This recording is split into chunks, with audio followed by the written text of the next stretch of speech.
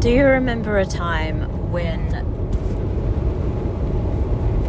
love didn't have any boundaries? So we've come to a bit of a water crossing here. As kids, I feel like they're so open and willing to love that they haven't had this preconception of it yet, that there's no memories attached to an outcome of what love is, that almost we're conditioned to turn on ourselves, and that love is something in which we access externally, and to love oneself sounds potentially selfish. In Tantra, love is devotion, and a true devotion to self is love. And therefore, if we're devoted to ourselves in love, then we should not have to search or seek it from elsewhere. And we're led to believe that we need someone to be whole, and that if we don't have a partner, then there must be something wrong with us. And that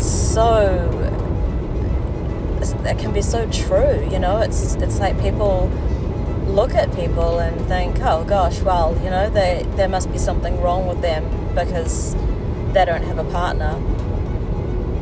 When eventually, maybe in fact, they are just devoted to themselves. And love doesn't have to come in romantic form. Love can come from friendship.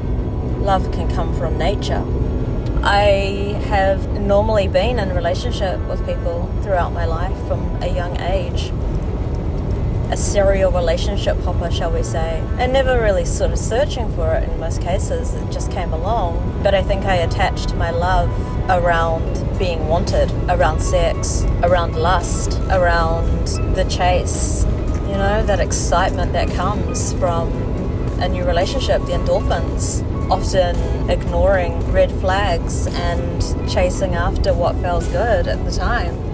Sure, that's all well and good, but for me, it hasn't worked out overly well in the past. And it's taken me a long time to really sit back and work on some deep wounds, I suppose. You know, some really looking at where these patterns and things stem from. What is the root cause of my needing to be wanted in that way, or externally validating that I'm worthy, when really I just needed to stop and learn to love myself. This Tantra journey is literally just the beginning. I love the idea of a conscious relationship with someone where it isn't just purely based around sex and lust, where there is true presence and devotion, where both parties wish to remain true to themselves and their needs and their responsibilities to keep themselves safe, happy, content, without attaching that to the other person or expecting that that is the responsibility of the other person in relationship.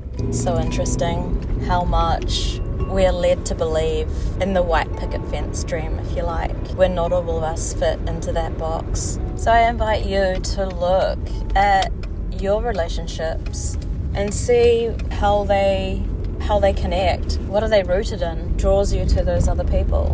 What keeps you there?